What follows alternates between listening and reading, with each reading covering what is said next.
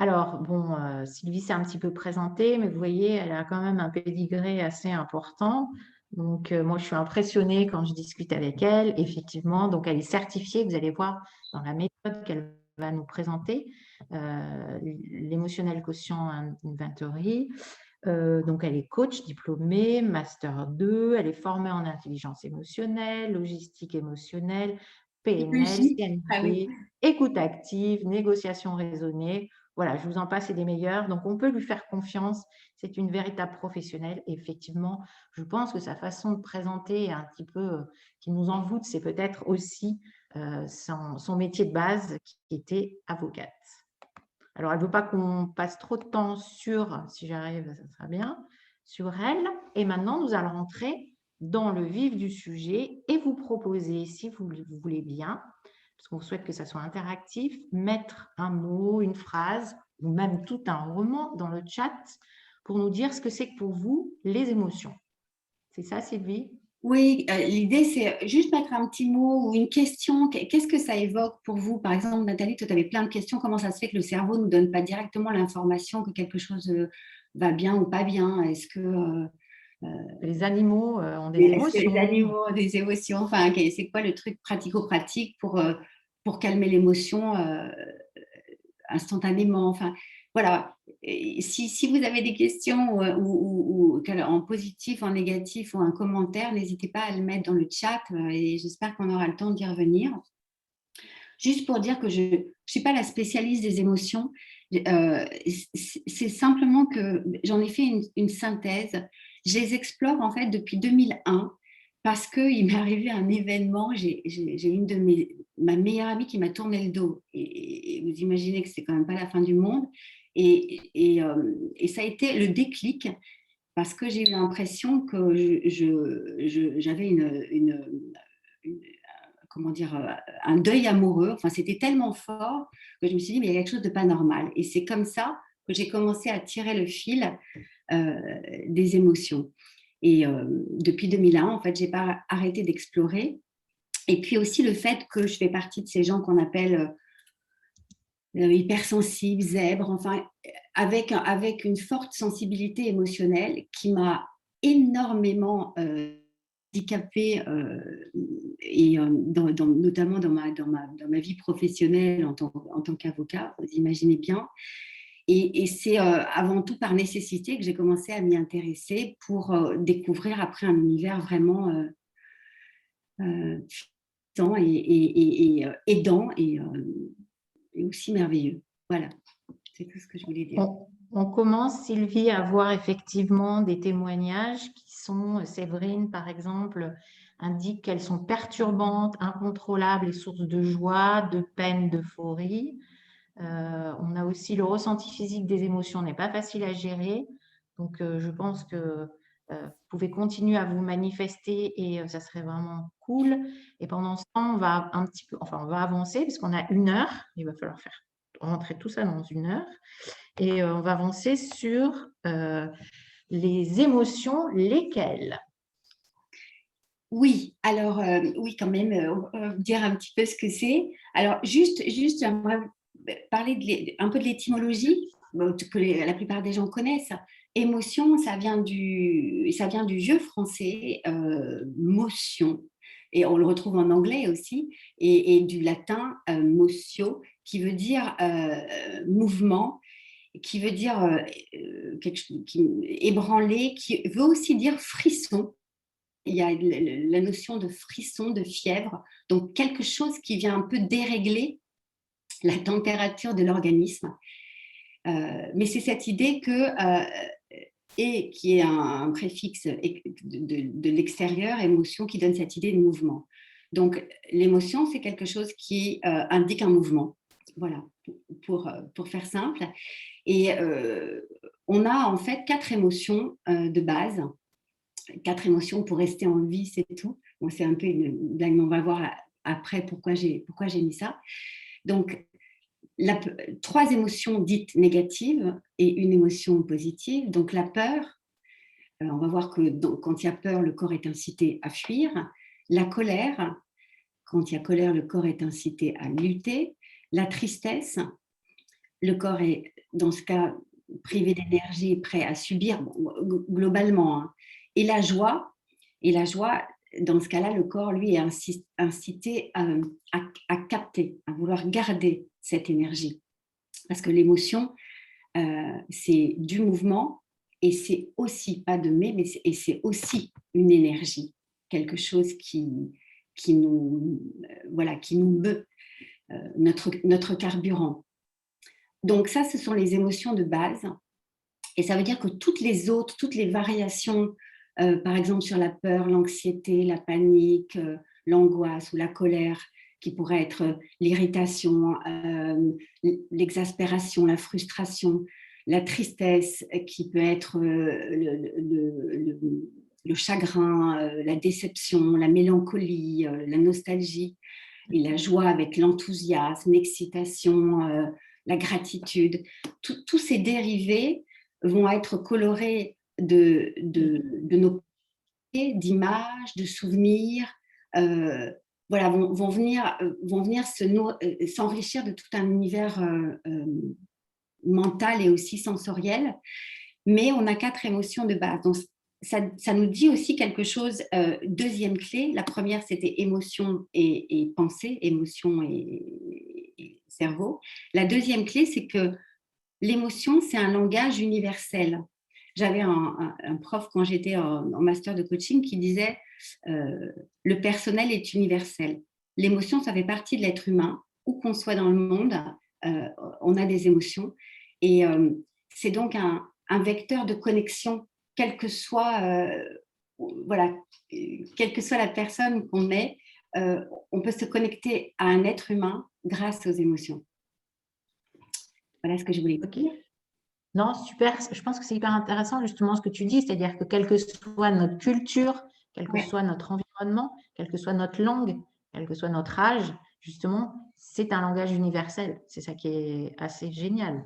Oui, enfin, disons que c'est ça le positif, ça fait partie du positif. C'est un langage universel et bien sûr, comme vous le savez, qui est verbal et non verbal. On voit les manifestations sur le physique des émotions de joie, des émotions de colère, des émotions de tristesse aussi. On n'a pas il y a des choses qui se passent et qu'on peut voir et sentir, mais aussi voir quand on est l'autre. Donc oui, c'est un langage universel et un vecteur de connexion dans l'activité professionnelle.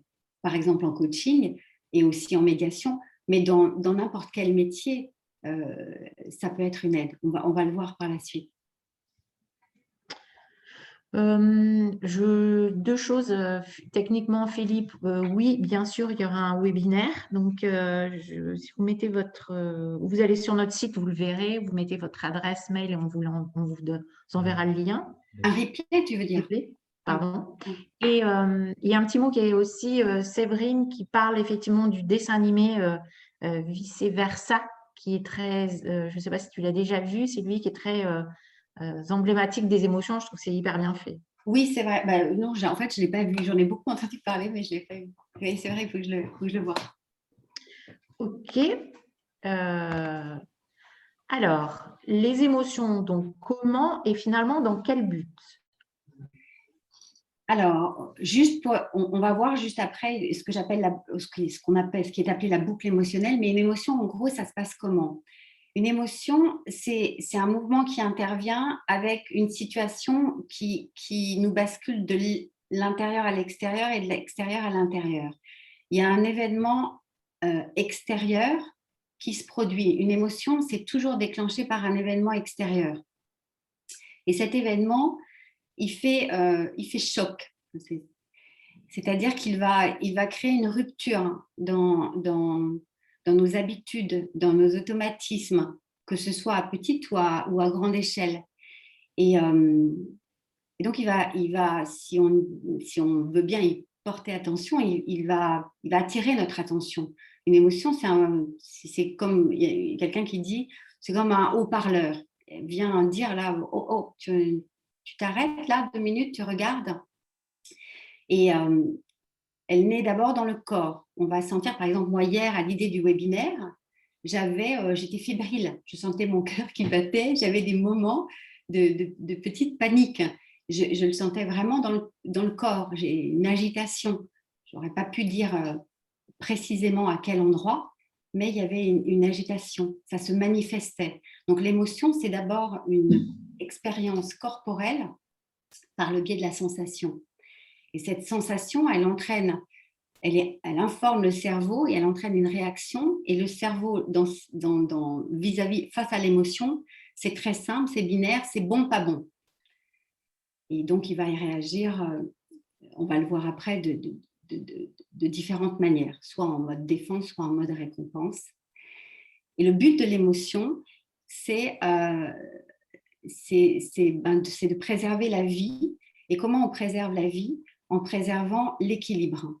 L'être humain, il a absolument besoin d'équilibre dans son organisme, d'équilibre, on pourrait dire alimentaire, d'équilibre en termes de sommeil. Et l'émotion, en fait, elle vient prévenir qu'il y a quelque chose qui a dérangé l'organisme dans son homéostasie, dans son équilibre, et qu'il faut réajuster, qu'il faut faire un mouvement pour réajuster. Donc, le but de l'émotion, c'est d'assurer la survie, c'est d'assurer notre survie, c'est de nous préserver. Donc, oui, elles sont perturbantes, mais quelque part, c'est fait exprès. En fait, le cerveau, c'est paradoxal. Notre cerveau, il nous invite à créer une vie avec des automatismes, avec quelque chose de régulier pour nous permettre de préserver notre énergie. Et en même temps, il nous indique par des émotions qu'il faut qu'on bouge. Et je me faisais la réflexion que c'est en fait la manière que nous, êtres humains, avons trouvé d'évoluer. Pour évoluer, il faut qu'on soit secoué un peu dans nos habitudes. C'est un peu cette idée de sortir de notre zone de confort. L'émotion, elle vient temporairement nous sortir de notre zone de confort pour dire qu'il y a quelque chose à faire là, pour rétablir l'équilibre. Parce que l'équilibre, on en a besoin pour être en bonne santé, pour notre longévité et pour faire ce qu'on a à faire. Super. Il y a on va avancer un petit peu et ensuite, et ensuite on ira un petit peu dans le chat, mais là, on va rentrer dans le vif du sujet, Sylvie, qui va vraiment nous expliquer, moi j'ai trouvé ça passionnant, comment ça se passe finalement, une émotion. C'est ça, Sylvie? Oui, si on devait... En fait, là, bien sûr, c'est ma manière de l'appréhender, de le comprendre, et c'est un petit peu un décortiquage chirurgical. Mais j'ai trouvé ça passionnant de voir, enfin, j'ai trouvé ça vraiment intéressant de comprendre comment ça fonctionne, et déjà de voir que ce qu'on appelle émotion, nous, dans le langage courant, on l'a vu, c'est un mouvement, mais c'est un processus. C'est un processus qui prend naissance dans le corps, qui se poursuit ensuite par quelque chose qui se passe au niveau du mental, et que ça forme donc un processus, un procédé qui est continu, un peu comme si on avait un thermomètre intérieur, qu'on sache que la température idéale, c'est 37 degrés, et qu'à chaque fois qu'il y a une variation de température à la hausse ou à la baisse, eh bien, se met en place ce processus que je vais vous décrire, enfin vous commenter avec l'aide de Nathalie, que j'ai appelé la boucle émotionnelle, mais que je n'ai pas inventé, qui est inspiré de la cartographie, c'est écrit en bas à gauche, inspiré de la cartographie de la logique émotionnelle, qui est une méthode de travailler les émotions qui a été créée par un médecin qui s'appelle Catherine Emmerich Périssol et qui a créé un institut qui est l'Institut de la logique émotionnelle, où je me suis aussi formée parce que, et son point de vue est intéressant, il est de dire non seulement l'émotion à avoir avec le cerveau, mais en plus elle est logique. L'émotion, elle a un sens. Et vous allez le voir, elle a au moins un sens dans l'organisation de cet ensemble qu'on appelle l'être humain et qui est à la fois un corps, un cœur et un esprit. Donc on y va. Donc ce que je disais tout à l'heure, une émotion, c'est quelque chose qui se passe donc à l'intérieur de nous, mais qui est déclenché par un événement extérieur qui va être saisi par nos sens, par nos perceptions. Et comment ça vient se manifester dans le corps, nos perceptions vont informer le corps via la sensation. Donc, on va avoir ces sensations d'avoir la gorge qui se noue, ce que je disais tout à l'heure, la moiteur, le cœur qui bat la chamade, ce type de sensations. Et ces sensations vont indiquer à notre cerveau qu'il faut entrer en mode réaction. Et là, la machine est bien faite. Il y a trois ou quatre types de réactions, trois réactions de défense et une dite de récompense. Les trois réactions de défense, c'est la fuite, la lutte et le repli sur soi. Et ce qui est intéressant, c'est qu'elles ne sont pas désordonnées. Il y a un ordre, en fait. Et ça, c'est Henri Laborie avec ses expériences sur les rats, qu'on peut voir dans un film qui s'appelle Mon oncle d'Amérique, qui a mis en lumière ce séquençage des réactions. Si on met un rat dans une cage et qu'on ferme la cage, et qu'on met deux cages ensemble, une porte au milieu. Si la porte du milieu est ouverte et que le rat peut circuler, ça va bien. Il est en forme, il est dans un état normal. Si on met une porte à la cage et qu'il se trouve coincé, il ne peut plus fuir. Donc là, il va commencer à être plus mal. Si on met un individu avec lui, un autre rat, ils vont se battre. Et s'il ne peut pas se battre et qu'il ne peut plus fuir, on va voir le rat, bon, c'est affreux pour des petites bêtes, mais il va commencer à ne plus bouger et en attente de changement. Donc les réactions humaines, en fait, elles sont calquées sur le mode archaïque des animaux, qui est premièrement, si je sens qu'il y a une menace, et cette menace, elle peut être réelle ou supposée, puisque le cerveau humain ne fait pas la différence entre ce qui est réel et ce qu'il imagine, et elle peut être présente ou à venir. Donc, si j'ai une menace ou si je sens un danger, la première réaction, c'est de fuir. Si je ne peux pas fuir, je vais lutter. Et si je ne peux pas lutter, je vais me figer, me replier sur moi. Et moi, ça m'a vraiment interpellée, pardon, je fais un focus là-dessus, mais parfois au bureau ou dans notre vie personnelle, il va y avoir des disputes dont on ne sait pas comment elles sont arrivées et qu'elles ne sont pas forcément justifiées. Et à la lumière de ce processus réactionnel qui suit l'émotion dans le corps, on comprend, enfin j'ai compris que parfois il n'y a rien à comprendre dans une dispute ou quelque chose qui se passe mal avec une personne.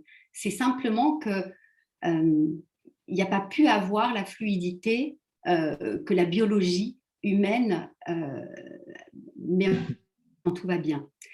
Donc, on a perception, sensation, réaction. Et pourquoi on a tout ça?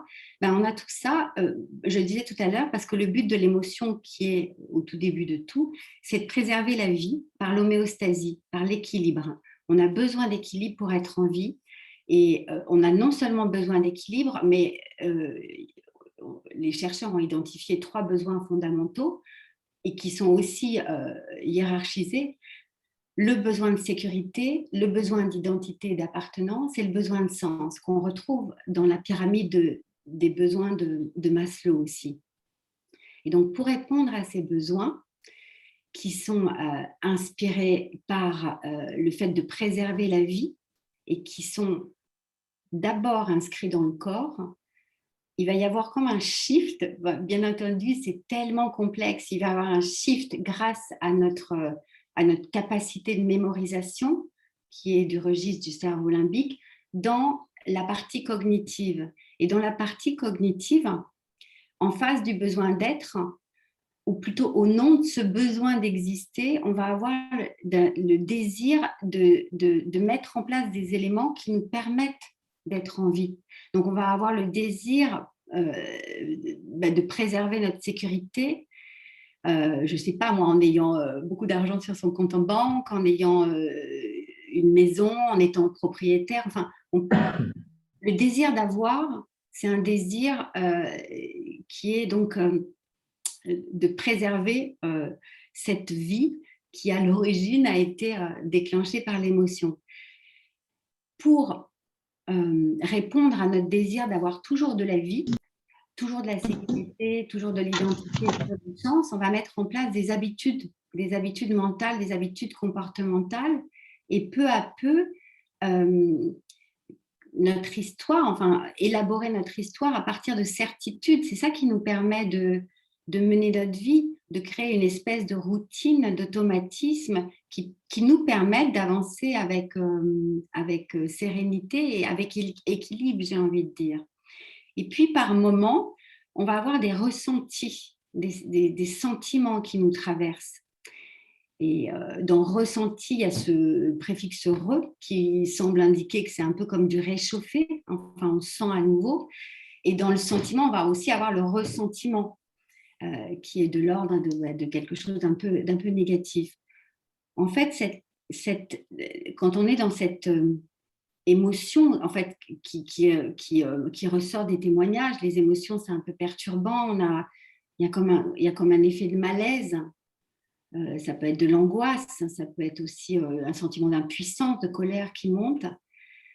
Eh bien, comme pour la sensation, ça vient nous dire qu'il se passe quelque chose là, qu'il se passe quelque chose et qui nous demande aussi de réagir.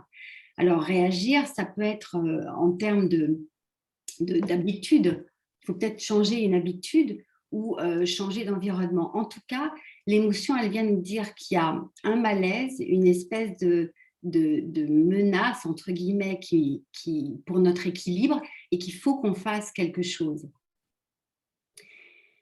Et enfin, là, du coup, c'est en fonction de chacun. Et si ensuite on a les mots représentation, fiction, croyance, c'est que à ce niveau-là, il y a une interaction entre nos ressentis et notre fabrique à histoire, les histoires qu'on se raconte. Et ces histoires qu'on se raconte, eh bien, elles vont créer des filtres, ces fameuses lunettes avec lesquelles on va voir la réalité. Donc, en fait, l'être humain, il est traversé par tout ce qui se passe dans cette boucle, dans ce processus émotionnel. Et c'est un peu, pardon, peut-être beaucoup d'informations, mais c'est juste pour voir qu'en fait, il y a une temporalité du corps. L'émotion, c'est d'abord une expérience corporelle qui ensuite devient une expérience et une habitude et une histoire du cerveau, du mental, de l'esprit. C'est avec ça qu'on aborde la réalité et le réel. Sylvie, je te remercie beaucoup parce qu'on l'avait évoqué et je trouve que c'est de plus en plus clair, enfin pour moi, mais je pense qu'il y a beaucoup d'infos. Effectivement, on comprend bien l'événement extérieur, ce que ça provoque dans notre corps et finalement comment ça interagit ou ça agit sur notre esprit. Est-ce que juste pour terminer cette boucle émotionnelle, on peut peut-être faire un petit focus sur justement l'effet miroir? Est-ce que tu penses que ça a du sens d'expliquer effectivement la perception qu'on a dans le corps et qu'est-ce que ça fait finalement? Ça fait une représentation des fictions au niveau de l'esprit. Quand on est dans l'association du Oui, corps, il y a un ressenti. Et finalement, quand on est dans la réaction de défense ou de récompense, il y a des habitudes et des comportements qui se mettent en place. Est-ce que tu veux rajouter quelque chose ou est-ce que tu penses que... oui, en fait, on est une machine, enfin, la machine humaine, entre guillemets, est tellement incroyable et tellement bien faite, à la fois complexe et sophistiquée, c'est juste fou. Tout ce qui se passe, en fait, tout ce qui se passe au niveau du corps, il y a correspondance, en effet, comme miroir des différentes phases. Par exemple, euh, nos perceptions, au niveau archaïque, puisque le corps est géré par le cerveau reptilien, le cerveau de l'instinct, le cerveau de la survie. Au niveau archaïque, c'est très simple. Le cerveau se dit bon, pas bon. Voilà, bon, pas bon, c'est bon ou c'est pas bon. Et au niveau des représentations, qui est comme une résonance, mais matinée de morale, de tout ce qui est de l'ordre du social et de ce qu'on a vécu. Au niveau des représentations, ça va plutôt être de l'ordre de bien, pas bien. le bon, pas bon devenant bien, pas bien. Et ça va être pour les situations comme pour les jugements. Moi-même, je me suis... Et tout ça, c'est automatique, en fait. On n'a pas tellement de... Enfin, c'est quelque chose qui se déroule malgré nous. Et, et c'est juste attirer l'attention que plus on en a conscience, alors être conscient, c'est pas compliqué, c'est pas quelque chose de compliqué ou d'ésotérique. Être conscient, c'est juste porter notre attention et notre intention de regarder, un peu comme si on était à l'extérieur de nous-mêmes et qu'à un moment donné, on s'arrête et on se regarde penser, on se regarde ressentir. C'est ça la conscience.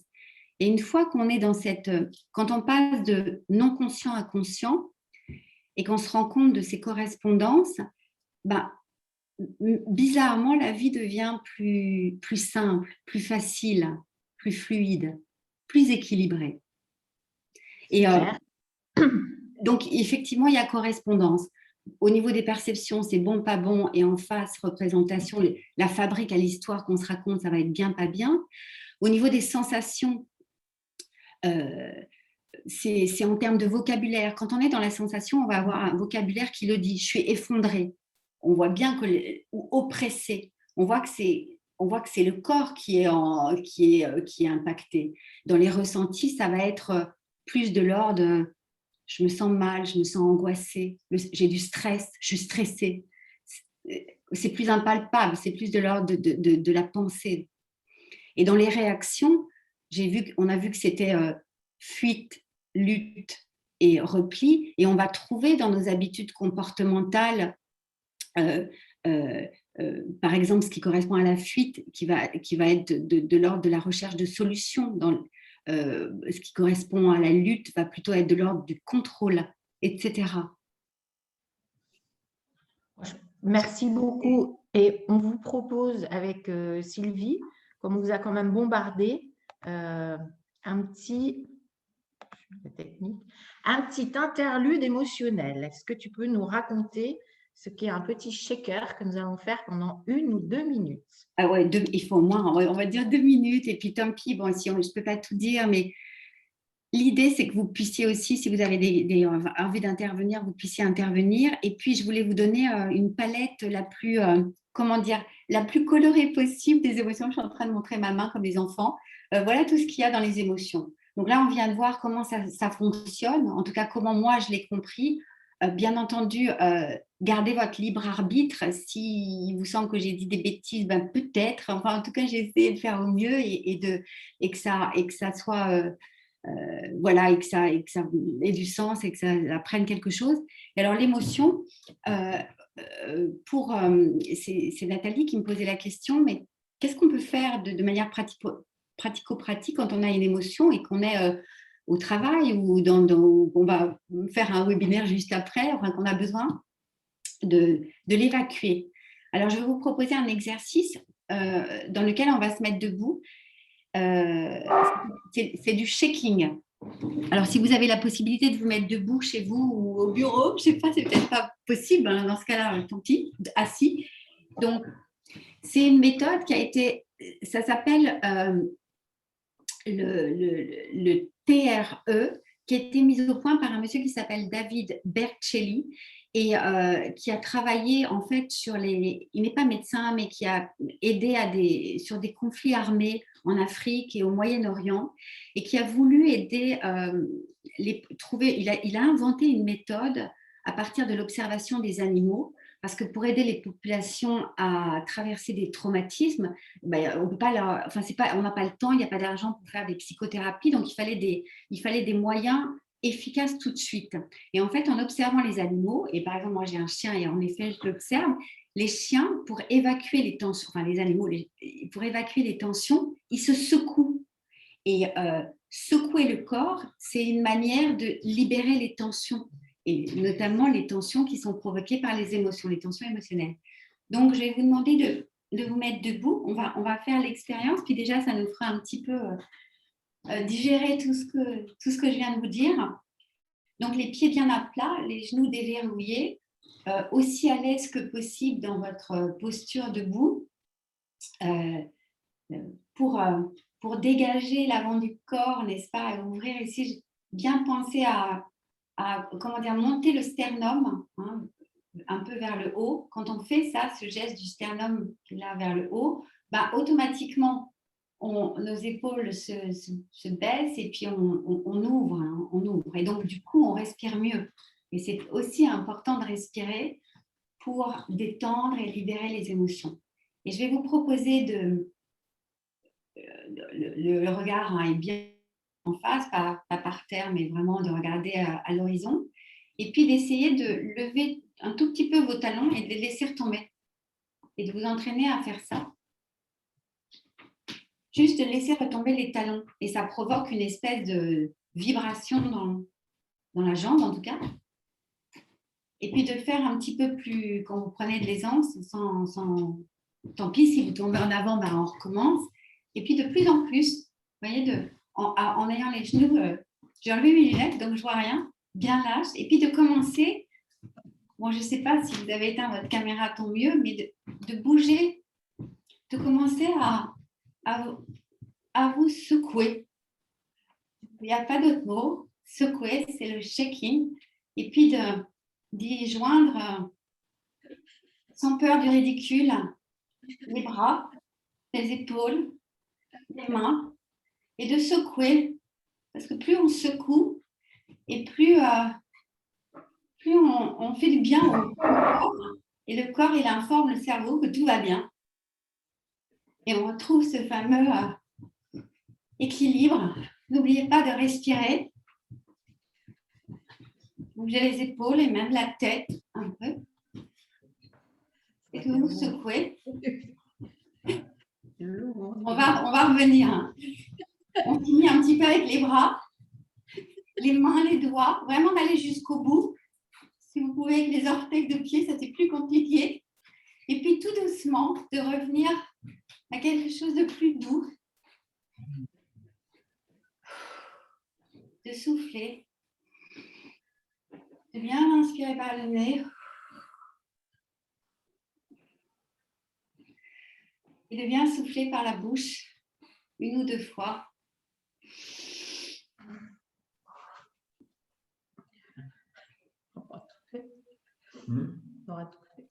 Et voilà. Et ça, c'est quelque chose que... c'est très sérieux. Hein. Vous pourrez regarder. J'ai regardé maintenant, il y a des centres de médecine intégrative qui sont spécialisés dans cette méthode. Bien entendu, il y a une série d'exercices, 7 exercices. Il y a une méthodologie au checking. Hein. Là, on a fait juste la version, le kit de survie, quoi. Le kit pour où qu'on soit. Je n'arrive pas à voir la conversation. C'est intéressant, Sylvie. Enfin, je le découvre avec toi.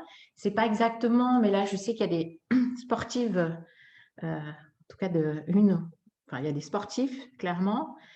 J'ai perdu ma page, c'est pas ce que je voulais. Moi, avant de faire une compétition, je le faisais pas aussi bien, mais je faisais un petit peu ça. Tu vois, cette façon, finalement, j'avais pas compris l'intérêt, mais ça donne vraiment du sens à ce que tu nous as proposé. Bon. Écoute, en tout cas, c'est quelque chose qui est... On ne peut pas être à côté quand on fait ça. Et on peut le faire dans les toilettes. On peut le faire, enfin, je veux dire, ça va prendre... ouais, c'est vraiment... C'est accessible à tous, c'est gratuit. On peut le proposer aux enfants. Enfin, c'est... Voilà, et c'est validé. Validé. Et pour la bonne cause en plus. On peut aussi, bien sûr, faire d'autres exercices de respiration. Respirer, c'est toujours la cohérence cardiaque. Bon, voilà, on n'a pas le temps, mais respirer, ralentir, marcher, aller dans la nature. Mobiliser nos sens, en fait. Je vous vois en pleine forme après ce shaking. Oui, est-ce que ça fait du bien? Enfin, est-ce que tout le monde va bien, en fait, après le shaking? C'est ça le truc. Est-ce que tout le monde va bien? Très bien. J'essaye, en fait, j'ai un petit souci mais on va trouver. Oui, il y a eu... Pardon? On enchaîne? Magique, quel bien-être cela procure. Ah, super.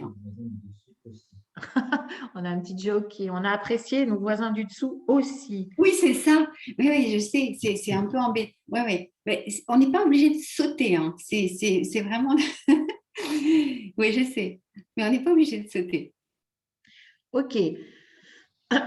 Donc, On passe à la suite. Je ne sais pas si on aura beaucoup de temps. Est-ce non, on qu'on aura. finit, on finit dans 10 minutes ou est-ce qu'on peut prolonger de 5-10 minutes? Je pense qu'on finira dans 10 minutes. Je suis désolée de te Ok. frustrer, Sylvie, mais si d'autres veulent continuer, on pourra leur proposer peut-être de faire un atelier là-dessus ou après une formation, mais on essaye de tenir dans Dans ce qu'on a notre dit. une Ok. heure qui est prévue. Et en plus, honnêtement, c'est vraiment, enfin, je trouve que c'est passionnant. Et après, tu vas expliquer effectivement qu'il y a une méthode, enfin, il y a un outil où Oui. la chose dont tu vas parler après, mais donc on était sur l'intelligence émotionnelle et tu disais que donc c'est bien sûr un ou une soft skill, mais tu voulais donner la définition quand même qui est un ensemble de compétences transversales, émotionnelles, cognitives, comportementales, sociales. Alors, attends, oui, oui, ça c'est ce que ça vise, mais on est passé, oui, c'est vrai que du coup, on va, on est passé du mode de fonctionnement de l'émotion au niveau interne, qu'est-ce qui se passe à l'intérieur de nous, et donc qu'est-ce qui se passe chez l'autre. C'est juste comprendre, en tout cas moi ça le fait, ça me permet d'être plus de tolérance et d'ouverture aussi avec mes interactions quelle qu'elle soit. Ça, c'était le processus à l'intérieur de nous. Et la deuxième partie que je voulais vous proposer, c'était de dire qu'est-ce qu'on peut en faire dans l'entreprise, ou même pour soi dans l'activité professionnelle. Qu'est-ce que c'est au fond l'intelligence, qu'est-ce qu'on appelle l'intelligence émotionnelle? Alors, l'intelligence émotionnelle, je vais en donner une définition, elle sonne devant moi. C'est pour l'outil que je vais brièvement vous présenter, c'est la capacité d'un individu à reconnaître ses propres émotions et celles des autres et à utiliser ces informations pour guider sa pensée et ses comportements de manière efficace et le mieux possible. Donc, c'est la capacité de comprendre ses propres émotions et celles de l'autre et voir comment on peut utiliser ces informations pour faciliter notre pensée, nos comportements et nos actions. C'est ce qui fait dire à d'autres chercheurs que c'est l'idée, l'intelligence émotionnelle, c'est une forme d'intelligence qui fait qu'on peut raisonner à partir des émotions pour produire des comportements adaptés aux situations qu'on vit. Cette idée qui semble paradoxale, qui ne semble pas aller, on peut raisonner à partir des émotions. Et j'espère que là, dans les 3/4 d'heure, je vous ai prouvé que c'est bien le cas. Et que de toute manière, on n'a pas le choix. Nos émotions font vraiment partie de notre processus mental. Donc, effectivement, je suis certifiée dans un outil qui permet d'arriver en entreprise avec quelque chose de construit, de structuré, et ce qu'on appelle un fameux livrable, parce que là, il s'agit d'un diagnostic de quotient émotionnel et de compétences émotionnelles sous forme de tests, donc ce qu'on appelle un test psychométrique, donc qui est validé scientifiquement, fiable parce qu'il est constitué sur un échantillonnage de populations représentatives, qui a 17 années de recherche dessus, etc. Donc, juste, je voulais vous le présenter. On peut l'utiliser à titre il se fait à titre individuel sous la forme d'un test en ligne qui prend pas beaucoup de temps, 20 minutes à faire, et qui est restitué sous la forme d'un rapport. Et ce rapport, on le débriefe ensemble dans un accompagnement individuel qu'un coach qu'un coach certifié fait. Donc, ça fait partie de mes activités de coach, de faire des restitutions de EQ, puisqu'il s'appelle le Emotional Quotient Inventory, on l'appelle l'EQ. Et c'est surtout intéressant pour la personne de voir où elle en est, de différents aspects de sa personnalité dans différents contextes professionnels. Nathalie, si tu peux juste revenir sur la roue, tant pis si on n'a pas les résultats. Voilà. Et c'est juste pour vous montrer, un peu en résonance par rapport à ce qu'on vient de voir sur le processus émotionnel biologique. Dans le processus de l'intelligence émotionnelle selon l'EQ, bon là on a mis en anglais, mais il existe en français, vous pouvez trouver la roue sur Internet en français. C'est juste pour dire qu'effectivement, ça vient des États-Unis. Et en fait, il y a 30 ans de recherche là-dessus, à peine. Et en France, il est utilisé, c'est le plus utilisé en entreprise, à ma connaissance, et par les RH. Et donc, il est aussi, comme je le disais tout à l'heure, il est logique, il a un sens logique. On part de la perception de soi, on part de l'expression de soi pour aller vers comment je construis mes relations, comment je maintiens mes relations, pour ensuite déborder sur comment je prends mes décisions. Et comment je prends mes décisions m'emmène sur comment je gère les aléas et comment je gère le stress. Donc, c'est vraiment pour montrer qu'il y a un ensemble de compétences, enfin de qualités, de compétences dites émotionnelles, qui fait qui vont interagir dans la façon dont on se perçoit, dans la façon dont on s'exprime, dans la façon dont on entre en relation, dont on prend les décisions et dont on gère le stress. Voilà. Il y a cinq morceaux de fromage, là, j'ai envie de dire 5 dimensions, et au sein de ces 5 dimensions, il y a 3 compétences qui y sont attachées. On n'a pas le temps de le voir, mais ça c'est une des premières pages du rapport, c'est pour vous dire que quand la personne, elle regarde, c'est pas un test de personnalité ni de profiling, on n'est pas dans une catégorie, c'est vraiment quelque chose qui va... on a tout en haut le total d'IQ, on a un quotient émotionnel qui est sur une base où 100 est la moyenne, donc on voit où on en est. C'est pas figé dans le temps, c'est une grille de lecture qui évolue, donc c'est plutôt encourageant, même si c'est pas top notre quotient émotionnel à l'instant T, on sait qu'on peut toujours l'améliorer. De la même manière que notre cerveau est plastique et fabrique toujours des neurones tout au long de la vie, la dimension émotionnelle de notre intelligence, elle est en potentialité, on l'améliore tout au long de la vie. Et donc là, grâce aux couleurs, on voit quelles sont nos compétences fortes et quelles sont nos compétences un petit peu pas musclées.